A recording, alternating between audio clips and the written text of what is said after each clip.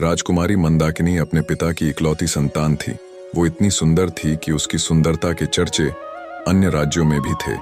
उसमें सौंदर्य के साथ साथ सदाचार, प्रतिभा आदि और भी सद्गुण थे, परंतु सब सद्गुणों तथा पिता के स्नेह ने उसे अभिमानी बना दिया। उसका अहंकार इतना बढ़ गया था कि वो किसी दूसरे को अपने सामने कुछ समझती ही नहीं थी। अनेक राजकुमारों ने उससे विवाह करना चाहा, किंतु किसी को वह अपने योग्य माने तब तो। राजकुमारी की अवस्था दिनों दिन बढ़ती जा रही थी। महाराज को लोक निंदा का भय था। लोग कानाफूसी करने भी लगे थे, किंतु राजकुमारी अपने अहंकार में चूर थी। वह किसी भी राजकुमार को देखने तक को भी प्रस्तुत नहीं होती थी।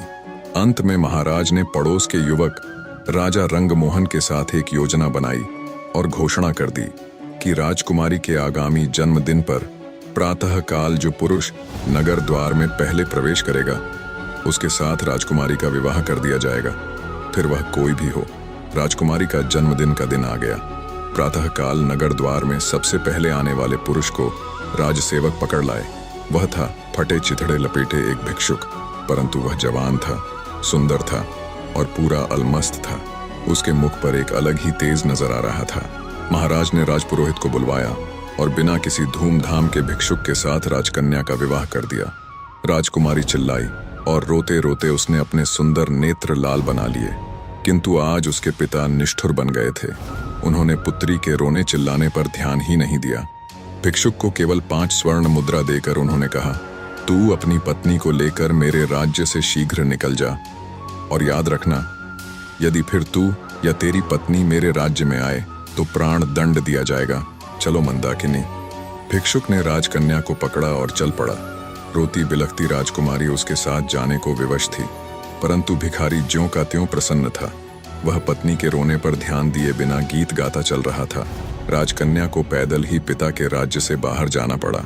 भिखारी उससे मधुर भाषा में बोलता, उसे प्रसन्न करने का प्रयत्न करता। पर्याप्त दूर जाने पर जंगल में नदी किनारे एक फूस की झोपड़ी में दोनों पहुंचे।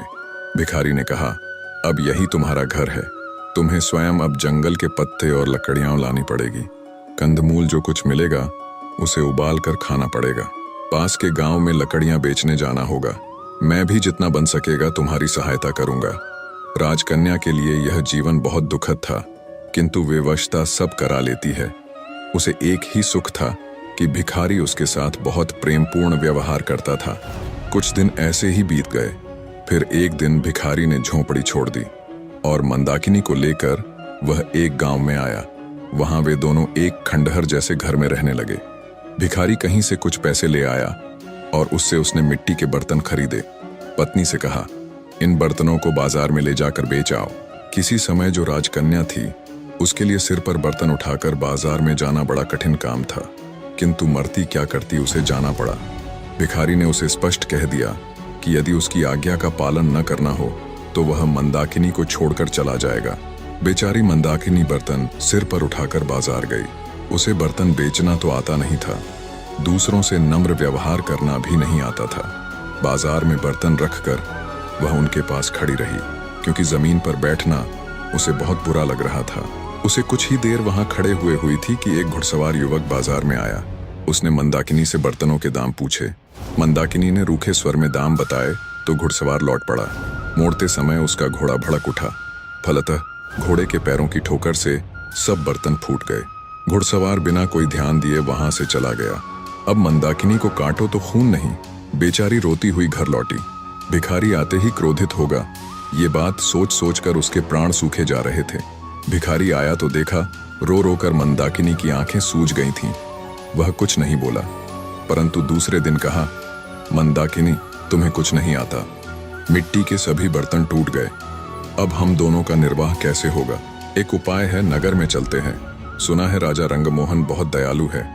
उसकी पाकशाला में तुम्हें कोई नौकरी दिलवाने का प्रयत्न करूंगा। तुम्हें काम मिल जाए तो तुम्हारी ओर से निश्चिंत होकर मैं भी कहीं अच्छे पैसे वाला ढंग का काम ढूंढ लूंगा। कुछ धन एकत्र हो जाने पर कोई व्यापार कर लूंगा और तब तुम्हें भी अपने पास बुला लूंगा। राजा रंगमोहन का नाम सुनकर मंदाकिनी ने लंबी सांस ली। एक समय इस नरेश ने उससे विवाह करने का प्रस्ताव किया था। आज वह राजरानी होती, किंतु हाय रे ये घमंड, आज उसी राजभवन में वह दासी बनने जा रही है। जाने के अतिरिक्त कोई दूसरा रास्ता नहीं था। मंदाकिनी नगर में गई और राजा की पाकशाला में उसे नौकरी मिल गई। भिखारी उससे विदा होकर कहीं चला गया। मंदाकिनी का गर्व नष्ट हो गया था, उसका स्वभाव बदल गया था। अब वह अत्यंत विनम्र, परिश्रमी और सावधान सेविका बन गई थी। रसोई घर की अध्यक्षा रंभा कुमारी उसके कार्य से अत्यंत संतुष्ट थी। बसंत पंचमी आई। राजा रंगमोहन का जन्मदिन था। सभी सेवकों को इस दिन नरेश अपने हाथ से पुरस्कृत करते थे। दूसरी सेविकाओं के साथ मंदाकिनी को भी राजसभा में जाना पड़ा। जब सब सेवक पुरस्कृत हो चुके और सब सेविकाएं भी पुरस्कार पा चुकी, तब उसे पुकारा गया। वह हाथ जोड़े, मस्तक झुकाए राज सिंहासन के सामने खड़ी हो गई। नरेश ने कहा, मंदाकिनी, मैं तुमसे प्रसन्न हूँ। तुम्हें तो मैं अपनी रानी बनाना चाहता हूँ। मंदाकिनी चौंक पड़ी। महाराज, आपको ऐसी अधर्मपूर्ण बात नहीं करनी चाहिए। मैं परस्त्री हूँ। क्या हुआ जो मेरा पति भिक्षुक है? मेरा तो वही सर्वस्व है। उसे छोड़कर मैं दूसरे किसी की सोच भी नहीं सकती। वही मेरा स्वामी है।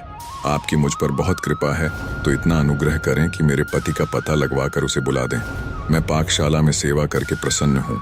महाराज रंगमोहन चले गए और थोड़ी देर में वह भिखारी राजमहल से निकला। मंदाकिनी उसे देखते ही दौड़कर उसके पैरों पर गिर पड़ी। भिखारी मुस्कुराया और बोला, मंदाकिनी, मुझे ध्यान से देखो तो तुम्हें मुझ में और रंगमोहन में कुछ सादृश्य नहीं मिलता? भेद खुल चुका था। भिखारी के वेश में उसको ग्रहण करने वाले स्वयं राजा रंगमोहन ही थे और वह थी उनकी महारानी। राजा ने कहा, मंदाकिनी, क्षमा करना, तुम्हारे अभिमान की मुझे कोई दूसरी औषधि मिली ही नहीं, इसलिए तुम्हारे पिता के साथ मिलकर मुझे ये रास्ता अपनाना पड़ा। निष्कर्ष, जीवन में अभिमान और घमंड का कोई स्थान नहीं है। कठिन परिस्थितियां हमारे अहंकार को मिटाने और हमें विनम्र बनाने के लिए आती हैं।